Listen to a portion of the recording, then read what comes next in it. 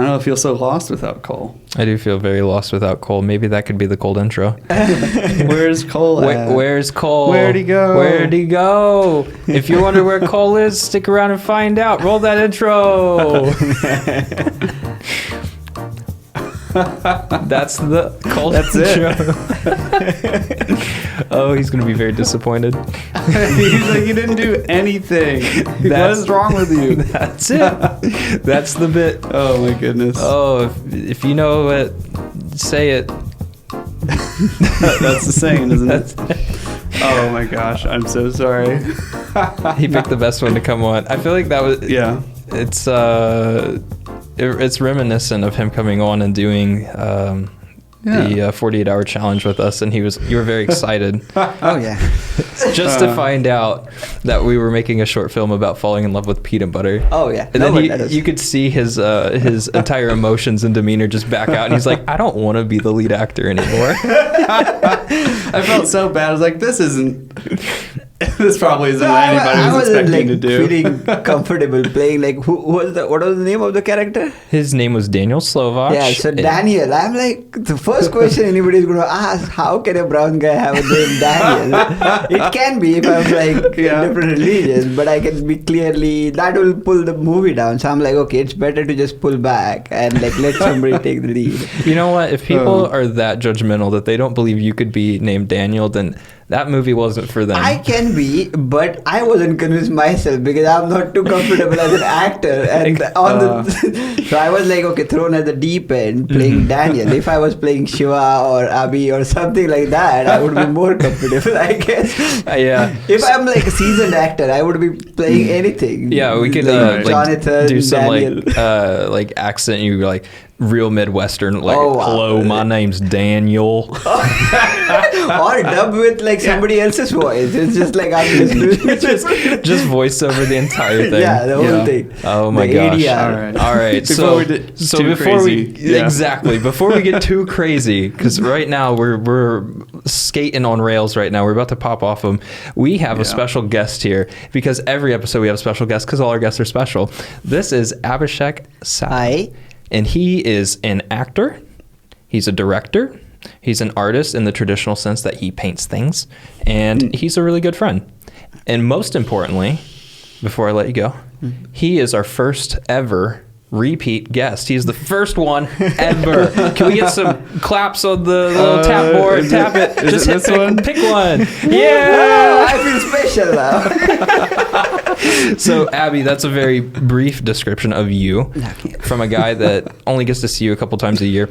Describe yourself for the people in terms of what your experience and background is artistically, and maybe a little bit of how you started to dive into each of these things. Sure. Yeah. So as you mentioned, acting is the thing I do least. I used to do a theater, but then I moved more towards direction and the filmmaking stuff. But yeah, from probably my background point of view, I've been doing theater since I was in school. And then when I got here in US, that's when I got introduced to filmmaking through my friends in the school. And since last 10 years, I've been dabbling into filmmaking. But last 6 years, I think probably, I got more serious about it. Started my small company called Manmoji Films and initially started making crappy films, as all the like everybody starts with. Right. Quite familiar. Yeah, and it like the whole journey started. All of our own backlog. Yeah, exactly. Just afraid so to look my first 48-hour film, I don't watch it ever, but that was the first introduction to making a full-fledged film and watch it with the audience. So last 4-5 years, I've been becoming more and more serious about filmmaking, so I'm trying to scale up. So that's mainly from the filmmaking point of view. About painting, that's the core passion I have since my probably early childhood, 7-8 years. I think when I was 7-8 years old, my uncle and aunt, they were artists, so they got that habit into me of painting, sketching. I used to do caricatures for almost like 10 years. I used to draw a cartoon strip for a newspaper in India, and then actually my first job in US on campus was a caricature artist for a newspaper called Shorthorn on my university campus. So there I used to draw a strip called Candid Horn. So from caricatures, then moved more into painting, and last 7-8 years I'm doing more and more painting stuff. So since last 2 years I've started something called 100 days 100 paintings. So every year, last 2 years at least, and this year also I'll start, but I do one painting every day for 100 days. Wow. Those are the digital ones, just That's to keep those juices crazy. flowing. So a couple things then. Yeah. You said the name of your company is Manmoji Yeah. Films. Yeah. What does that mean? Yeah, so okay, Manmoji means free spirited. Okay. Yeah, so it's like Man in Hindi, that means heart, and Mauji is like having fun. Yeah. So it's like where your heart is enjoying what you're doing. So that's why the name Manmoji. And so is that inspired by anything specific, or was that like your creative thought of like, I want to do something creative that allows me to just express myself? Yeah, so mainly the name, it's actually popular name or like popular word in Hindi, the native language. And even there was a movie called Manmoji back in like 1950s. And my father was like very film fanatic, and because of him, I think that was like that word stuck with me. And the reason I wanted to create this company was that like where I can do whatever I want rather than like getting burdened with like somebody's putting the money, you have to do what they tell you. I mean, that's the dream. Yeah, so it's like here, even if I make a crappy film, it's what I really want to do. It's without any botheration. So hence the name Manmoji. So I try to stuck to it. Whatever I try to do, most likely it's like I'm 100% into it. So yeah. So you've never made a crappy film then? They're all good? I know. That's what I said. All my first 3-4. So far I have made, this is my 9th film, 9th short film. The Permission is the 9th short film. So out of those 8 films, I would call 5 of them or 6 of them crappy. Okay. Then 6th one was less crappier. 8th one was the one where we collaborated together on the 48 hours, and that was so far the one which won the award and gave me a confidence that okay, I can make a decent film. I think. When you say make a film, do you mean you directed them or you wrote them? So most of those I directed. 1 or 2 of those I written it, but I'm not a good writer. I know that, and that's what I learned, because first film I made, I did most of the things. I wrote it, I shot it, I edited it, I directed it, and that was the biggest mistake, because filmmaking is a collaborative medium, and initially you are pretty much just trying to do everything. So with every film I made, I started giving up something, because that's the feedback I got from my first film, that hey, you're trying to do too much, and that's why you're screwing it up.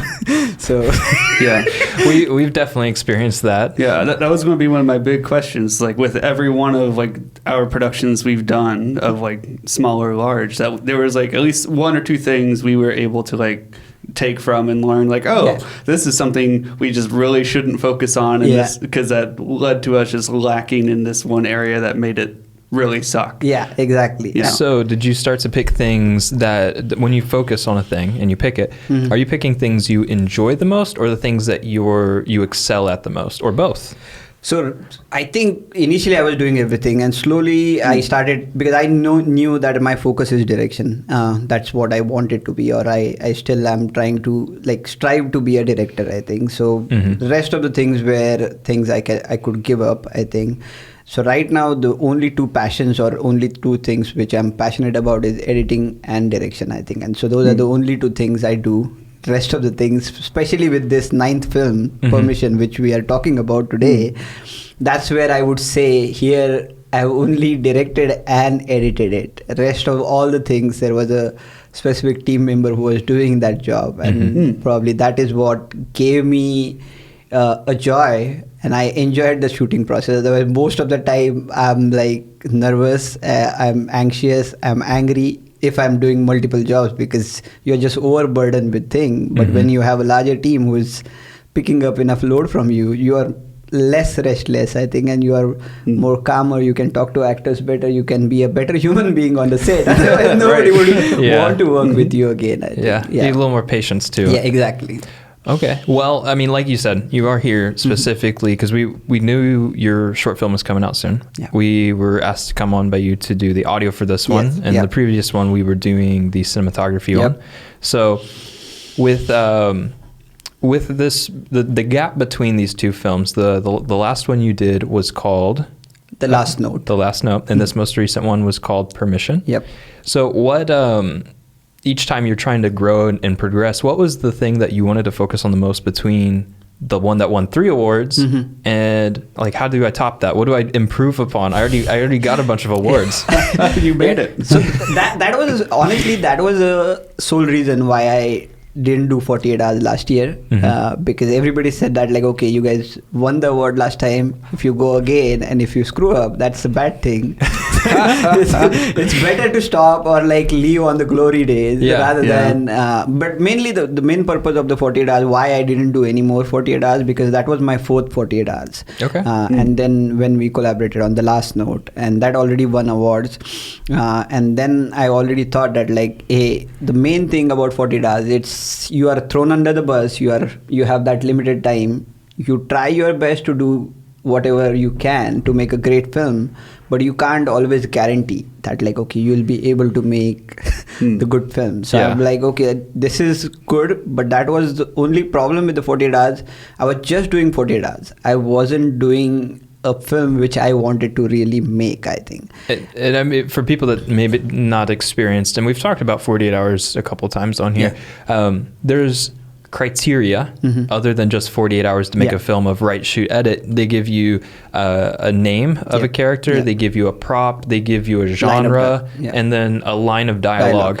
So, I mean, that's very constrictive. Exactly. And constrictive can be good where, like, it pushes you to be creative with the limitations, but in the name of Memoji Films, that kind of goes against what you set out to start doing. Not really that, but again, the problem is that, like, I was making all this film for the larger dream that, like, okay, one day I'll be able to make a feature film. And with the 48-hour films, I don't know if I go to a producer to say, like, hey, this is what I made, give me like $100,000 or whatever the budget of the feature film is.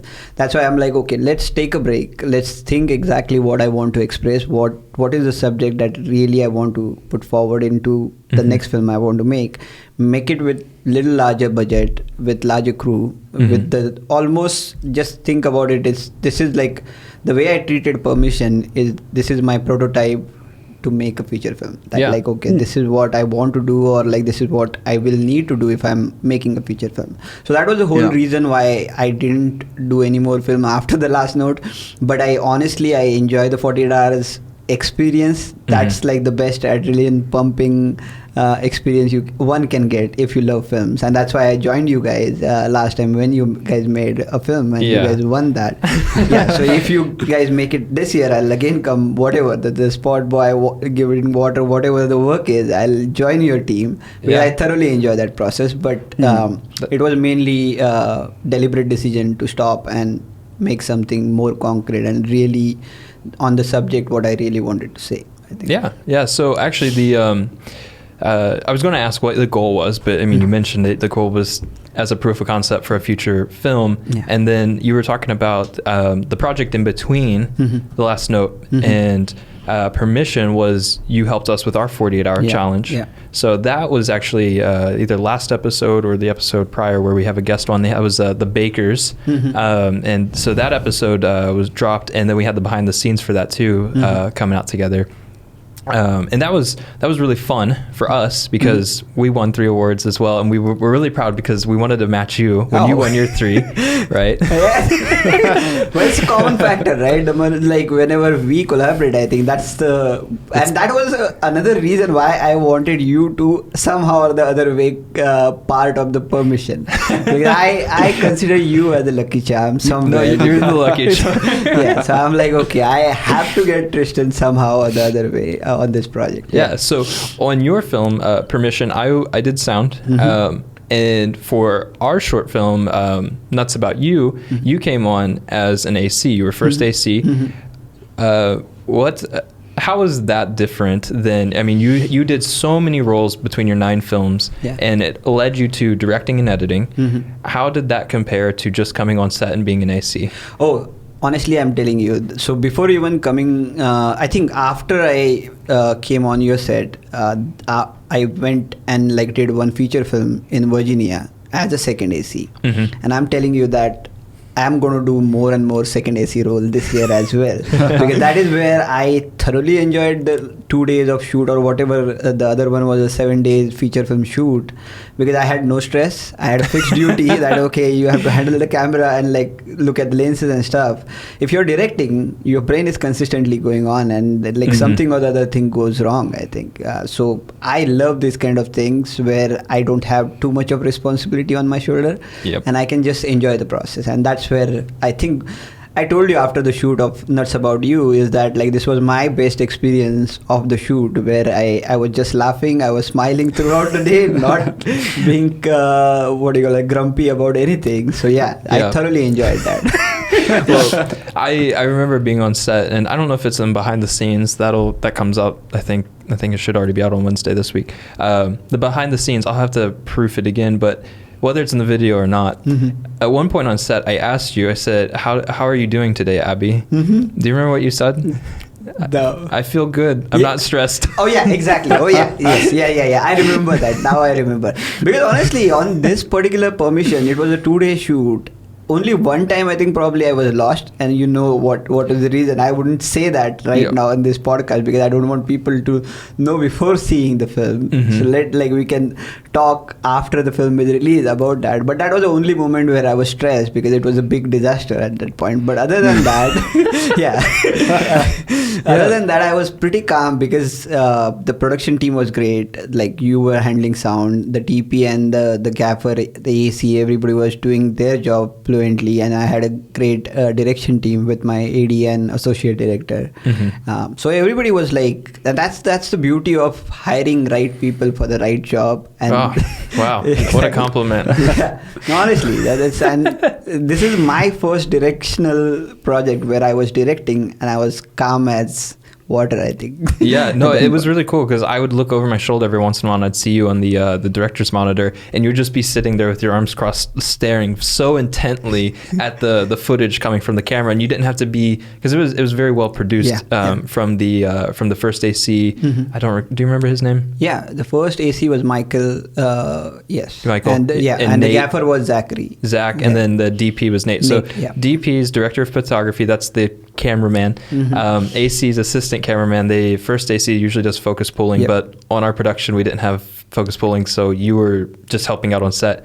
And then second AC is usually slate and sometimes DIT, so managing and even changing the lens and taking care of that. All the stuff to help out the camera operator.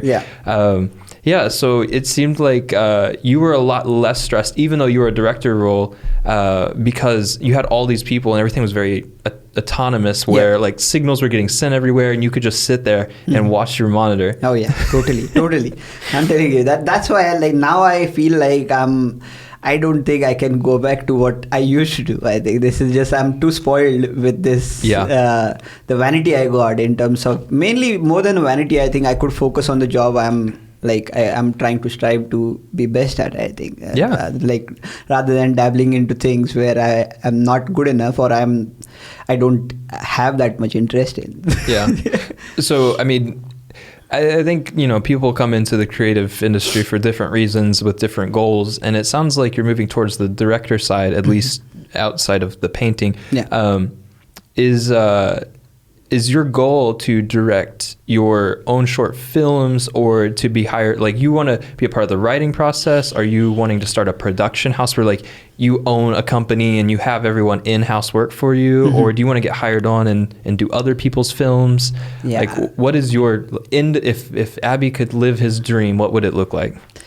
Mainly, honestly, if I have enough money, I would like to be a producer-director where I am putting my own money, which is what I did for this short film, because then you have full autonomy on whatever decisions you're. But again, that's not the ideal situation, and most of the time on the feature film, you don't have that kind of money. At least I don't have, where I can shell like $100,000. But mainly my goal is to direct and be a director, get hired as a director, because I do that even now on the music video project. I do music videos for other singers. I travel across Last one we shot it is like Las Vegas. We shot a music video, I think 3 years ago. Last year Was we that shot out in the desert? Yeah. Okay, Yeah. I remember seeing that one. You were. Did you edit that one too, or did you just direct? Yeah, I directed and edited it. That was awesome. And then one we did it in Vermont. So yeah, I get hired as a director, but mainly on music video at this point. But my larger goal is to make a feature film and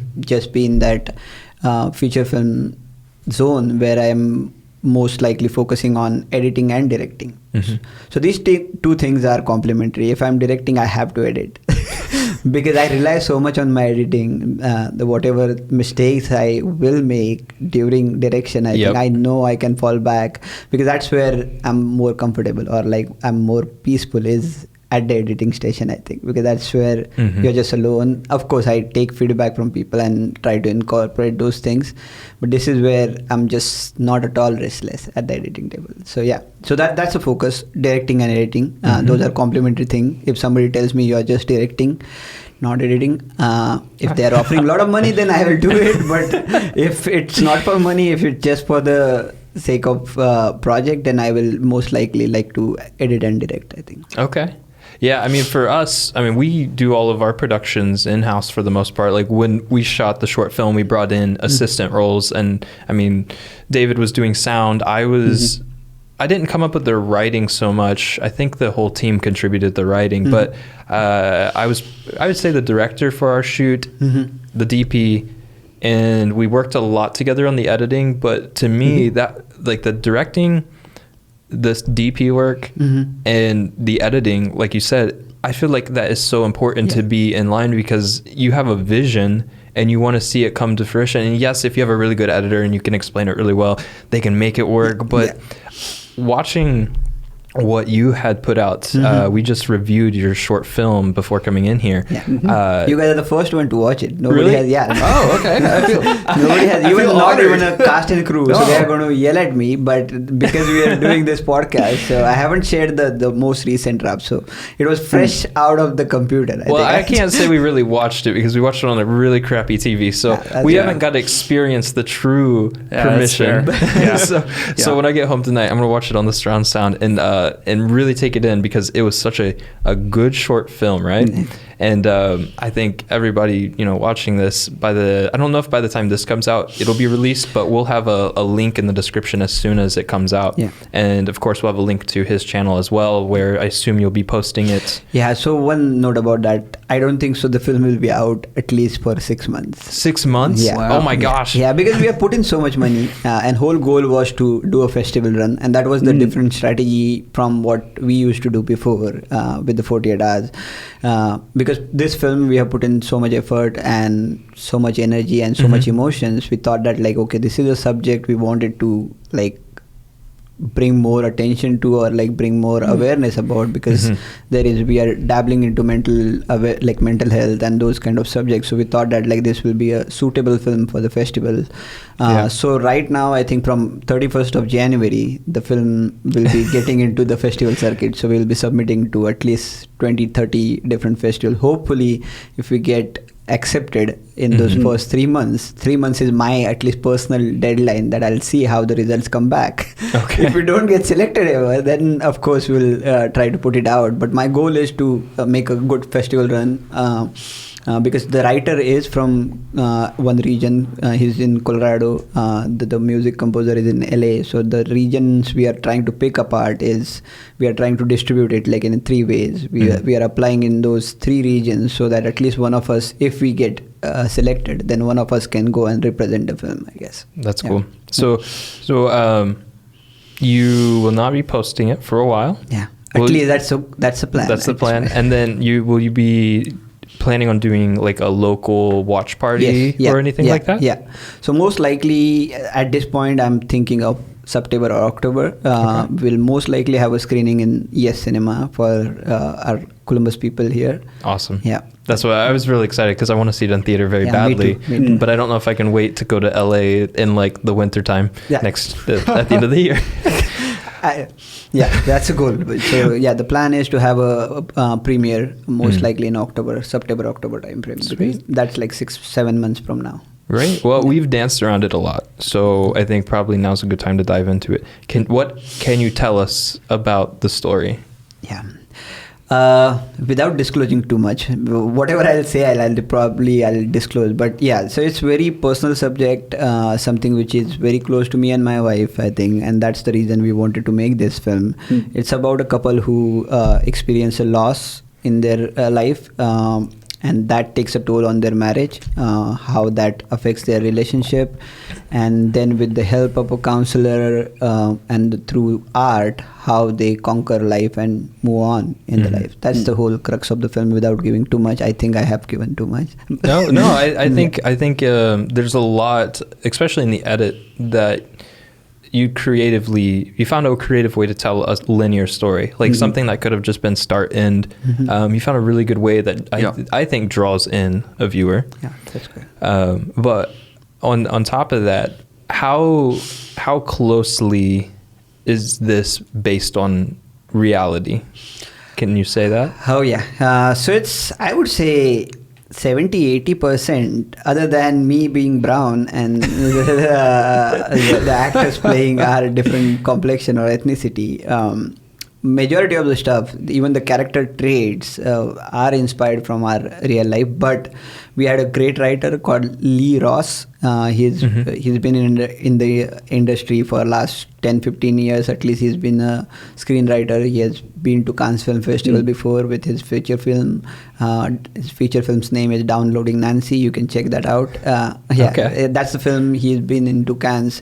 So I collaborated with him. I just told him whatever we have gone through, and then he took that story and completely fictionalized it. Only one brief I gave him is that, like, let's not tell this in a linear way, because otherwise, anyways, this is somewhere this goes in the melodrama zone. But because of the non-linear treatment, I think we can at least draw the audience and not completely pull them out of the experience. But yeah, he has written the whole screenplay and the story. He has fictionalized it, even though I said like 70%, the emotions and some of the traits of the character, those are like derived from the real life, but the rest of it is completely fictionalized. I really enjoyed the non-linear presentation of it, because like you could have just done it from like start to end with all these events. And it really speaks to just like how well storytelling can be crafted. It makes me think of like comedy a lot, and how like there's like beats to telling a joke, and it's very like, if you know how to tell a good joke, you can usually know how to tell a good story, and those are very integral to just delivering that message. And I don't know, I really enjoyed that a lot, mainly because like you can see like the mirroring and like the A, the B to like every side, and I thought that was really interesting way to present that. Because you guys are the first one, so I'm getting the real-time feedback here, so feeling really energized here. Well, I mean, it's genuine too, because it's like we edit as well, and I mean, I feel like we both have seen enough where it's like we know what to look for. We'll watch movies with our friends or family over, and we'll be critiquing or we'll be pointing out camera moves. And the thing was with this story, I wasn't very, like, you asked me to critique it, and at the same time I was very drawn into the point. I was kind of looking over things where I wasn't like noticing a certain camera move or certain pieces of it, like breaking apart your film. The story was so good that I was just drawn in, and I loved the way that you were I mean, like we said, it's non-linear, and I love the way that you were able to use sound design to bring some continuity to the non-linear story. Where with a non-linear story, it's so easy to get lost. It's so easy to tell it poorly or to direct it poorly, where it's like, all right, where am I? What's going on? Because it doesn't say New York 2020 at the start, and then, you know, like how Marvel does it every time they go to a new location. So like people know exactly what's going on.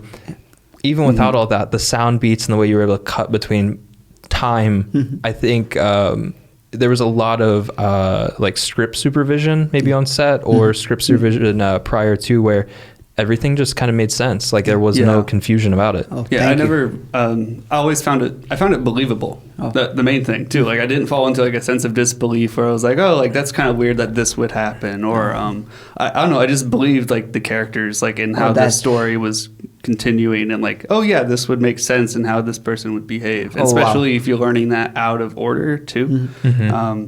And a I lot thought of that that was credit well goes done. to the lead actor, the Jordan and Avery, yeah, and of course everybody Oh, yeah. else in the cast. But They they did a were just great phenomenal. job. I think they have done an amazing job in like drawing the emotions out. I think. But yeah, thank you for like saying all those things. It feels, because yeah, I was super nervous. It was very painful process to go through the edit. But the first rough draft was 20 minutes long.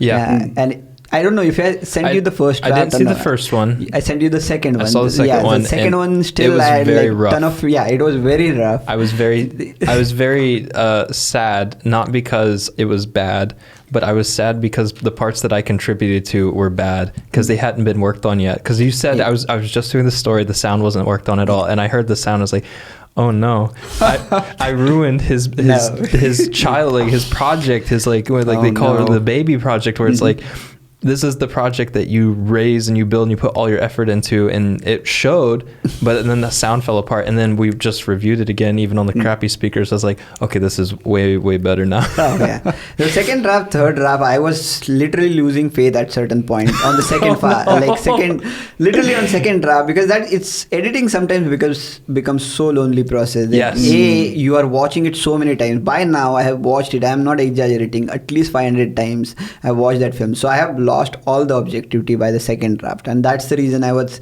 sending it to so many people. I have tried to divide it into groups. I have sent it to the cast and crew, like you and the other people, try to get their feedback. Send it to completely virgin audience who had no idea this is like derived from our life, because that also sometimes hampers the feedback loop. If they know this is something happened to you or like in your life, that they tend to be nicer, I think, and that's what I didn't want it. So I sent it to random people as well, and that helped a lot, because a lot of people initially it was difficult to get that feedback. Hey, this looks bad, but fortunately I took 15 days break from the editing, went on the road trip.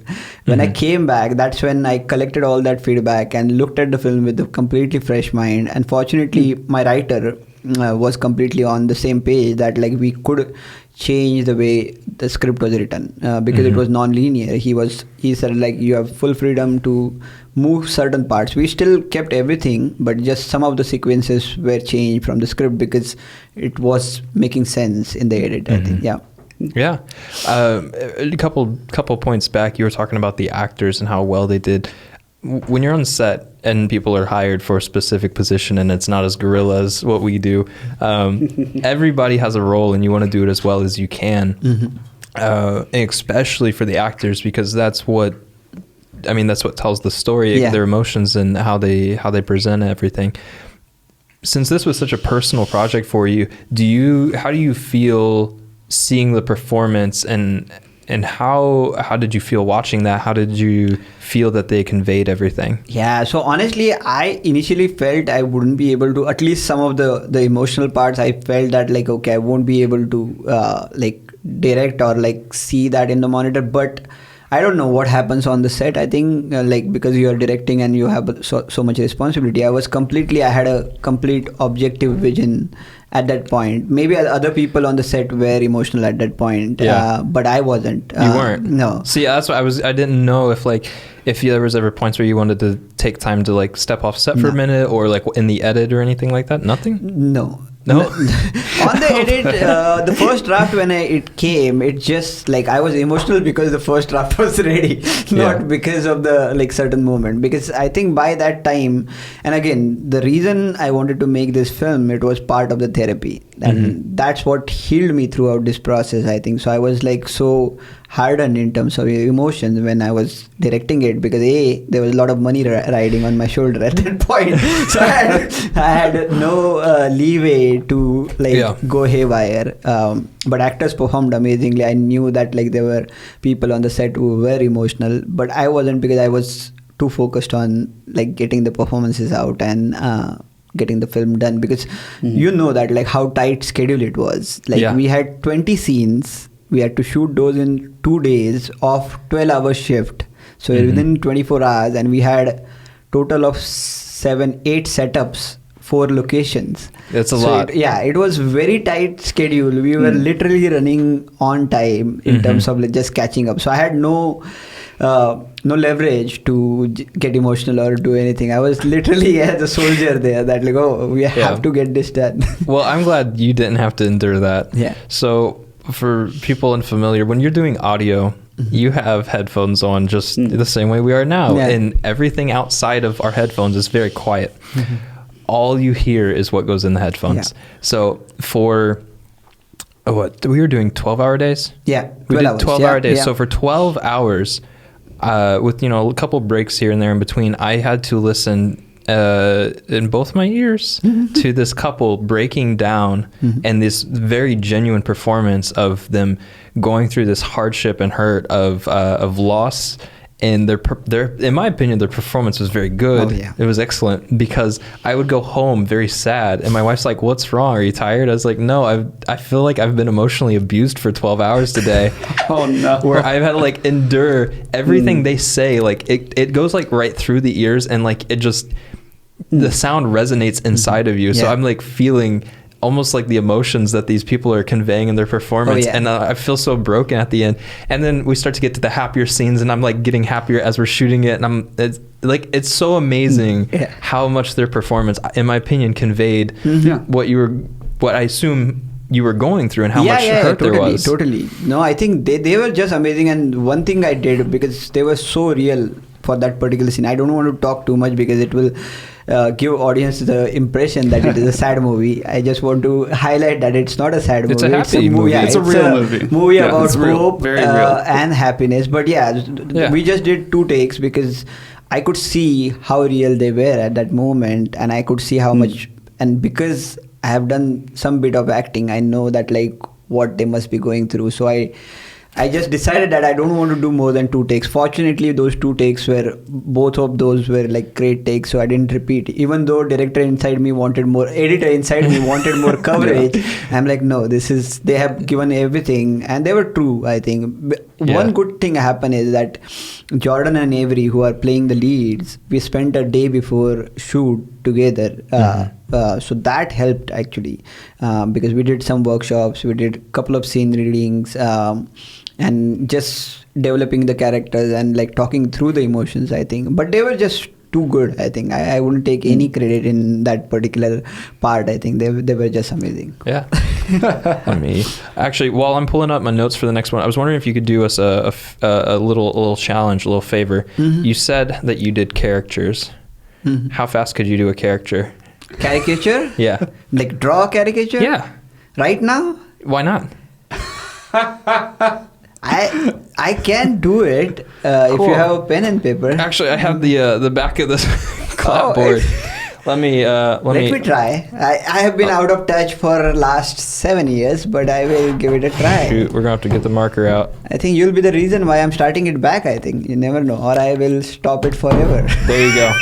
So for the audio listeners, these will be on Instagram somewhere, or you can just check it out on YouTube because that's where we post the videos. So who's I'm doing? Yours? Whoever you want. Okay, so I think this is easier to do. David. Yeah, do David first, and oh boy, that'll buy me a couple seconds while I figure out what I'm going to talk about. Yeah, I don't know what to do without Cole. I don't know. It's probably hard to answer questions and do a caricature at the same time. It's true, and plus you need to hold still. So 3 seconds of awkward silence. I'm gonna be like very quick. It might not be the accurate one, but just with the time and the. Well, I know when we were talking about mistakes, like on set or with previous films, was there early things that you've learned from previous films? What was one of the What was like one big one that kind of stood out? That kind of like what was a big like aha moment for you from one of your past films? The main thing I learned is that like you have to hire a best writer possible. Because that's where everything starts. Because all the other things are just going to be aimless if you don't have a good writing. So that's the first thing I did. It was like I hired the writer here, and that was the biggest learning. And another thing was like to which I have been doing, I think, on most of my music videos stuff, is I storyboard everything, whatever is possible, because that just brings clarity for everybody on the team. Everybody is on the same page. So yeah, those were the two main things, or I would say lessons learned from all the crappy ones we made.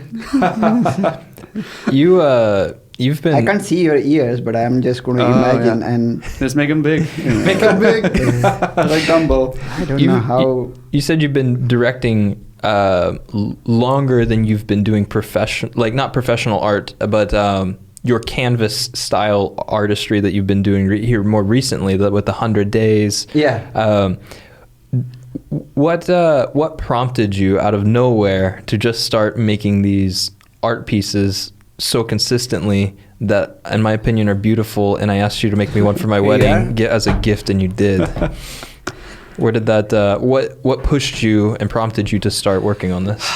So it was mainly, I don't know how close it is. I'm completely. I like it. We asked you questions and made you draw. You did great. Yeah, it's a challenge. It's not great, but I okay.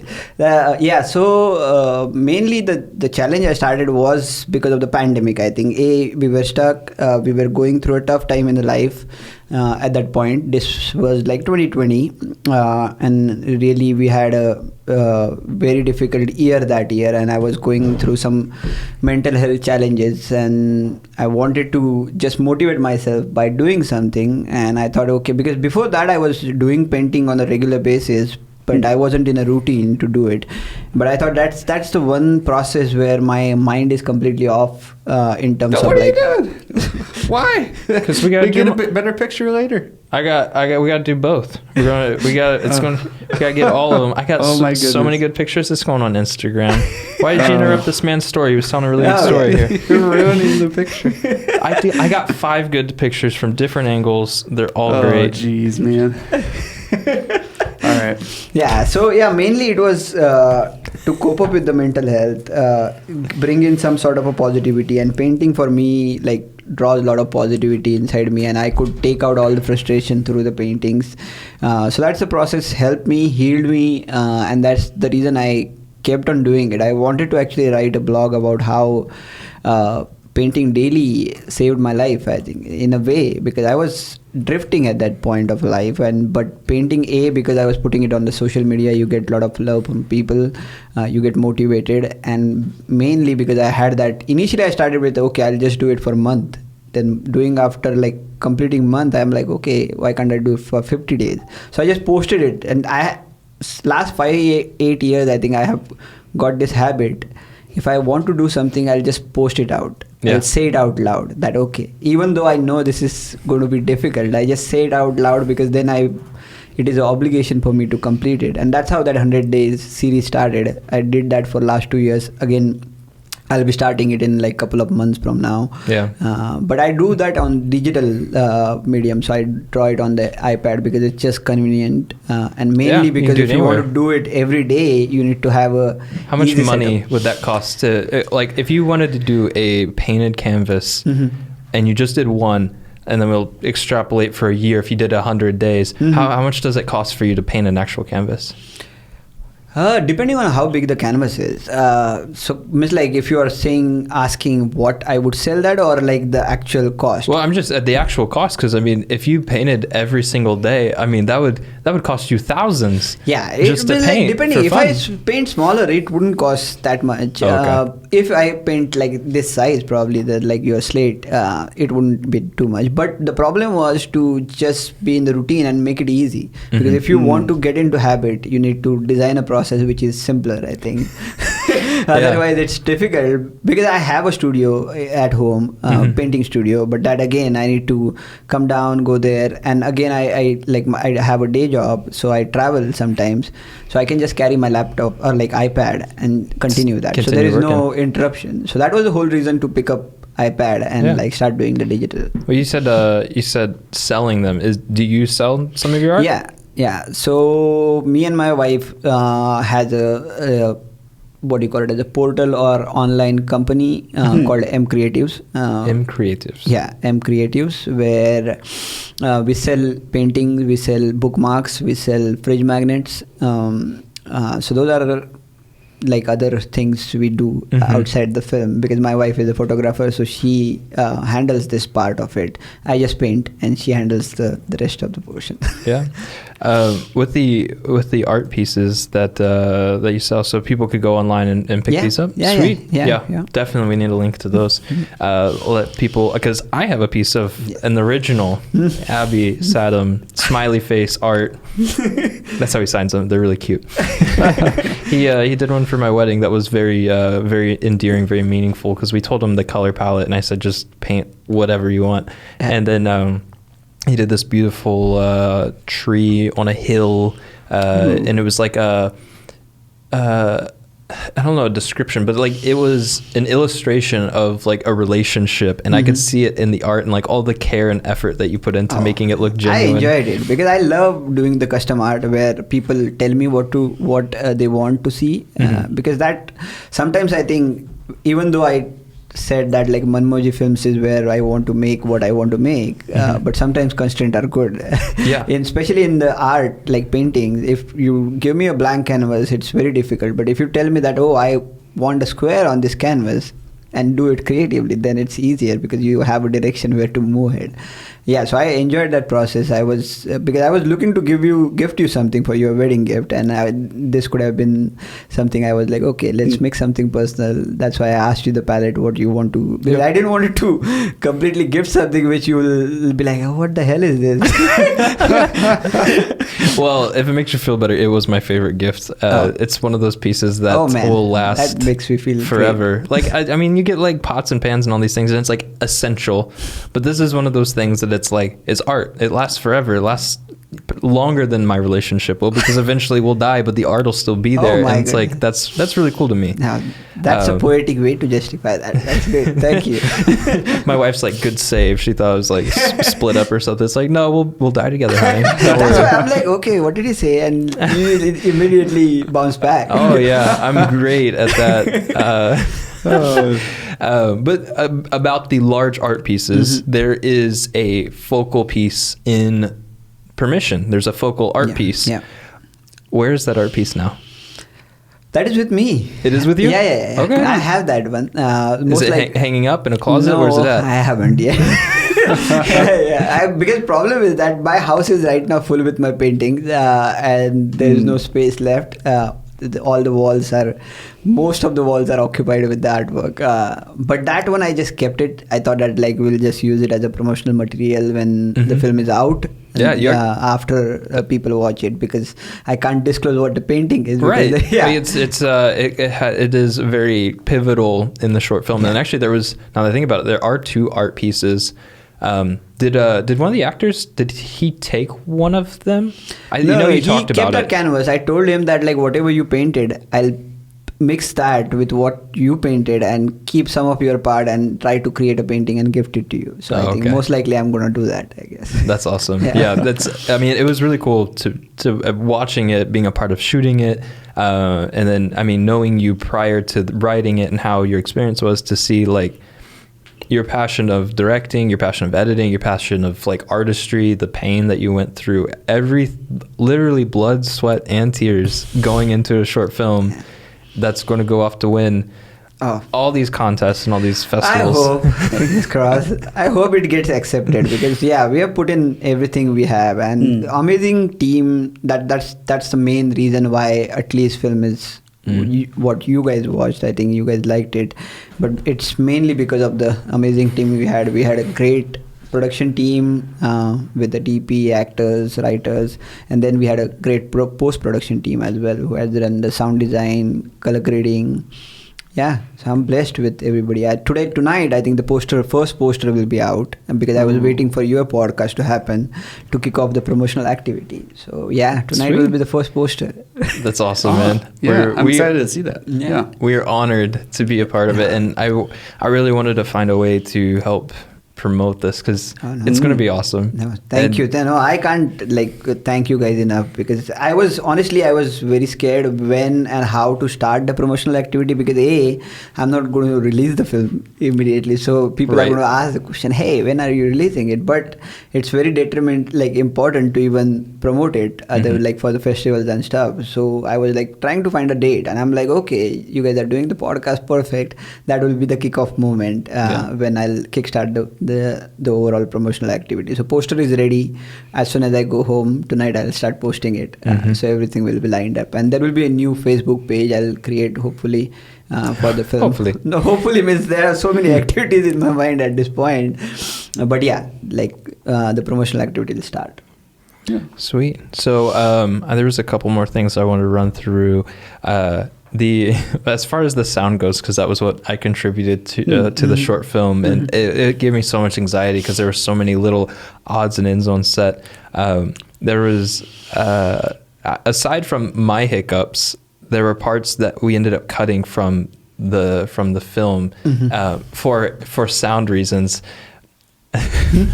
My favorite was the coffee machine. Oh. Yeah, you reacted to that part, and I didn't notice it at all. So whatever went wrong and that you had to fix, I had no idea that you had to fix something. Yeah. So what is the story behind that? I think mainly it wasn't totally because the sound was speaking or doing anything. The sound was okay. It wasn't bad. The reason why we did something there, I wouldn't specify which moment. It was mainly from the sound design purpose. After that, the overall scene, the way he wanted to lay out the mixing. Yeah, that's why he decided to use that sound. Let's not disclose too much. Otherwise people will No, I mean, it was essentially we're doing a very there's a part of the short film that's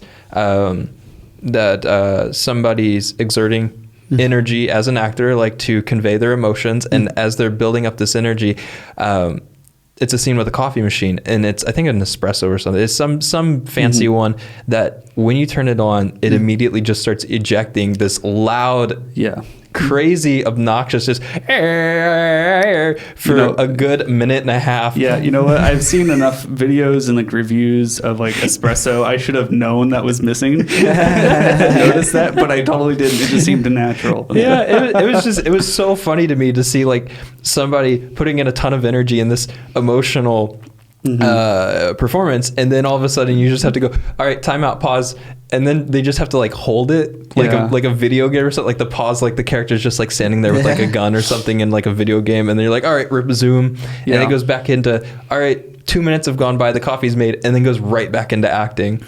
And that was the first moment where I realized, I was oh, he hired legitimate actors that can hold themselves and pose and convey all these things. I thought that was so funny though. Yeah, and you made a right point, because it's very difficult for the actors to be in the moment when things are going wrong on the set, I think. But that's the beauty of hiring the professional actors who have the experience, and I was fortunate, and that was another thing in last 2 films or last 3 films. I think that's the one major thing I've done is I started hiring professional actors, professional everything, right?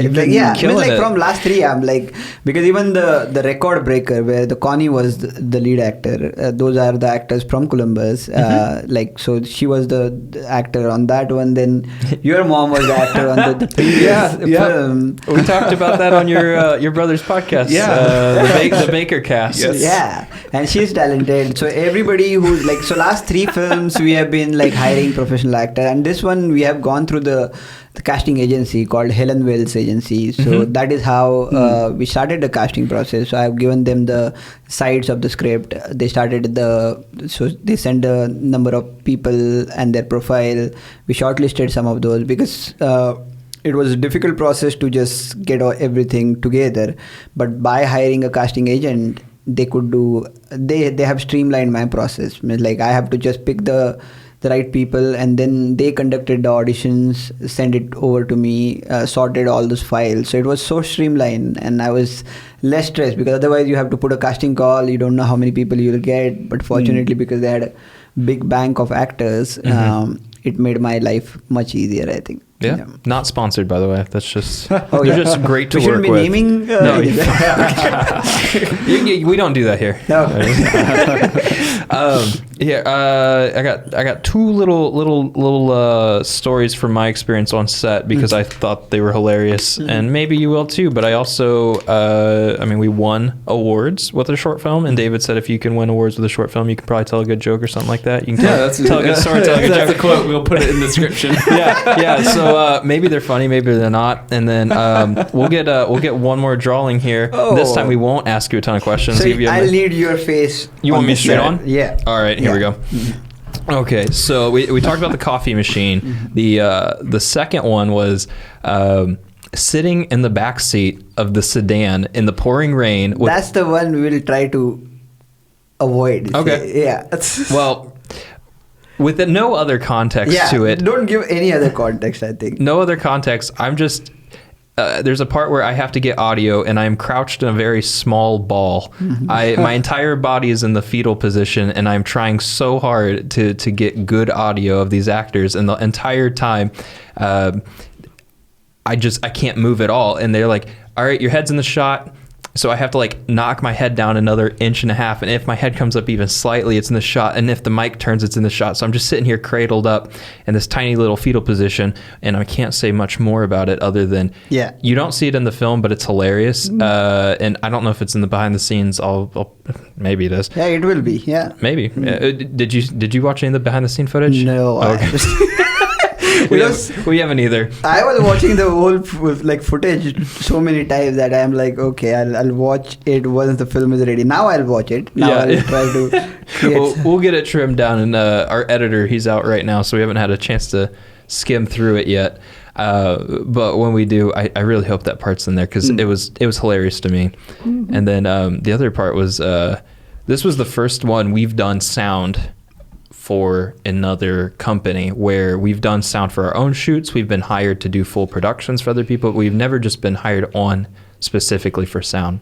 And I brought everything that I needed. I brought backups of everything that I needed. Yeah. And I did not want to make a mistake because of how important this film was to you.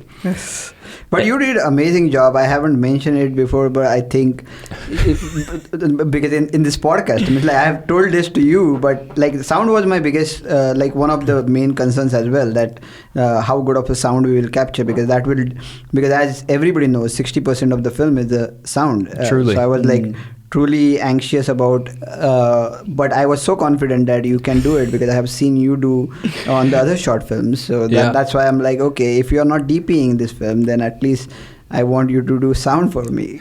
Well, I appreciate that. Yeah. However, despite that, we had so many hiccups on set that you may have not been aware of, and now I get to share them with you because the film I watched it and the sound was really good, so I'm okay with admitting some of the learning curves for us.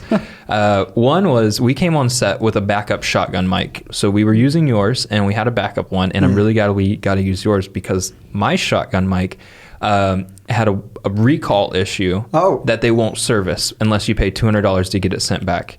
And I didn't know this until after your shoot because your DP needed an on-camera microphone to get audio, and they didn't have any on their Red. They had an Ari, didn't they? They have Amira. So they have a $30,000 camera that doesn't have a microphone on it, which is crazy to me. But they asked to use mine, and I had a spare, so I gave it to them, and they could not get audio with it. Turns out the microphone just doesn't turn on anymore. And we've only used it like 10 times. We've taken good care of it, and we check online, and they're like, yeah, it's a common problem. We don't know how to fix it without you shipping it back to us. So we're the sound guys, and we bring 3 microphones, and one of them's not working. We give them the tiny one, and they were able to pull a little bit out, I think, they had a spare one that they were able to pull out. Yeah. And then the other part was, dang, that one's pretty spot on. That's a good drawing. Abby was drawing me while I was sharing that. Dang, man, what an artist! If you want characters, check out his website too. I'm sure he'd spot some. I'm doing this after 8 years, so honestly, it's not that great at all. I love it, and you guys are being kind. That's here. my new avatar. And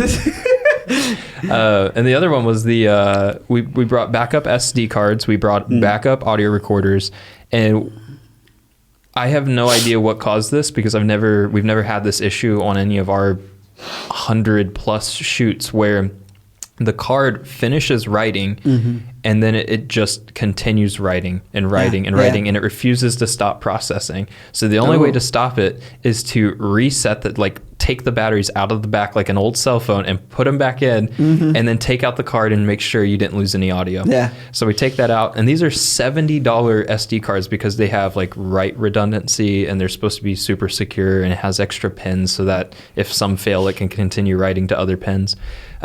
So we had a second one. So we used that one and we used another recorder. Same thing happens the next day with that recorder. So it's like we used a different recorder, we used different SD cards, never experienced this.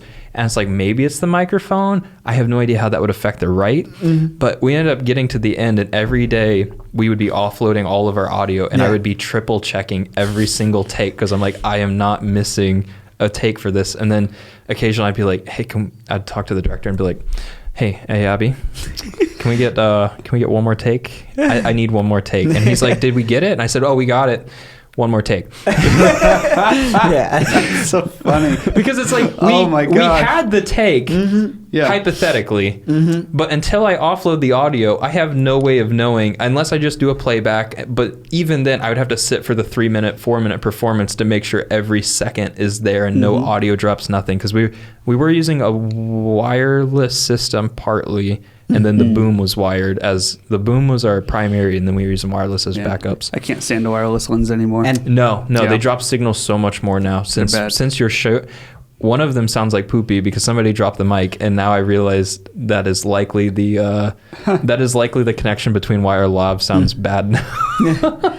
No, and most important thing was like this film, because as you mentioned, there was no scratch audio, and for everybody, scratch audio is that like when you get in-camera audio, and that was my mistake, that like I didn't have that communication with DP before on that Arri Amira camera, that like it will need because usually on these cinema camera you either need a time code or like you need a different way to hook up the mic.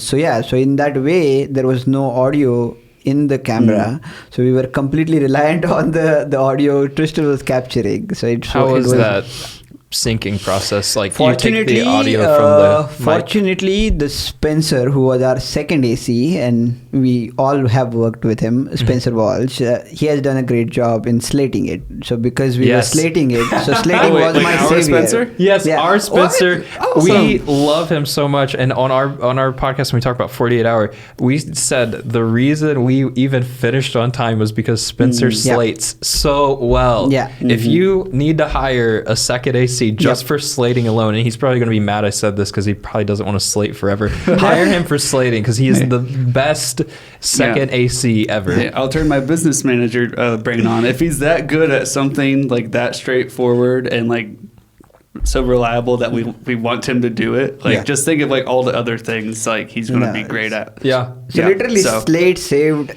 how much time I don't know. Otherwise I was panicking that like, you can't do anything. I promised you to. I said, hey, if that's the reason, I will come help you sync this up at your house. And I'm so glad it didn't, because I don't know how to use Premiere. No, but no, it was like initially I was very nervous that like how I'm gonna sync it, but as soon as I done with the first shot, it was easy. I think the slating was perfect. But yeah, if possible, try to have a scratch audio. That will save a ton of time in the post-production, I think. All right. David, you got any other questions? I think I'm good. I'm good. I don't know. We're getting close. So, Abhi, what else do you want? Do you have anything else you want to share, talk about real quick? Or otherwise, I'm going to do some outros and let you share and plug all your cool things, all the stuff that's coming out, where to find it and how to get there, and how to give you money. No, I think we talked about the film. We talked about the film. I think I just want to take this opportunity to thank the entire team along with you for like two things. You for recording amazing sound and bringing me here to promote the film. As I said, this is the kickoff event. So far I was trying to be in the hibernation, not talk much about the film, but now because the film is ready, we have to Get out there, spread word. So yeah, check out the Permission Film promotional page soon. And thank you very much. Dude, you're very welcome. I feel like Tom Holland on the Spider-Man movie where he's like keeps saying things he's not supposed to. I'm gonna go get my knees whacked by Disney after this. Abby's like, can't talk about that. Why are you saying all this too worried about not giving too much, because initially I was like whether I should even share the story, what the film is about. But if I don't talk about it, I think this is the best format. Like a podcast is where people can express more freely. Like it's not a 2-minute ad for a movie or a trailer or something. Like this is where you get to know the artist that created it. And I mean, we try to find out like more of the core of where somebody's origins began and like what pushed them into their artistry, like we did with Nick Abstract Smith. That was a great podcast though. Well, thank you. I loved it. However, I was going to say, if we could plug your old one, super low quality. We've improved so much talking about your 9 movies, and everyone gets better. There is an original podcast with Abhi where he does go into all those details of what's pushed him into artistry in general and why he started to migrate into directing and what his process was. Yeah, the second episode, first ever season, episode 2 is up on from 2 years ago. Yeah. Wow. It's on the same YouTube channel, right? Or you TRIFLIX Cast. It's on the same channel. You will note it is an older logo or the old thumbnail, so they're all white, and your face is real prominent because it's the second one at the very bottom. You'll see it easy. But thank you so much for coming in. Thank you for taking the time to share your story. Thanks for letting us be the ones to help share that message. Our whole goal with the podcast, and I forgot to do an intro. It's the TRIFLIX Cast. This is the show where we interview creative people every other week. We find out what prompted them to become the innovative, creative, entrepreneurial types that they are. If you guys liked this little podcast, or maybe you didn't like it but you want to listen to some more, check us out. We are everywhere there's podcasts, but I prefer YouTube because you can watch them, and I think seeing people's faces is awesome. I'm supposed to say to subscribe to things, like the things, write some reviews if you can find the review button. I think Apple has reviews you can write. And other than that, I don't know what else to say. Cole didn't write he's supposed to. We talked about that with the other one. Without you, Cole. Cole, we don't know what to Never say. Again. Don't write me a whole us. script. Cole, come back. Cole had a baby. That's why he's not here. Congratulations, Luna. Yeah. Luna. Congratulations. The Muna. Yeah.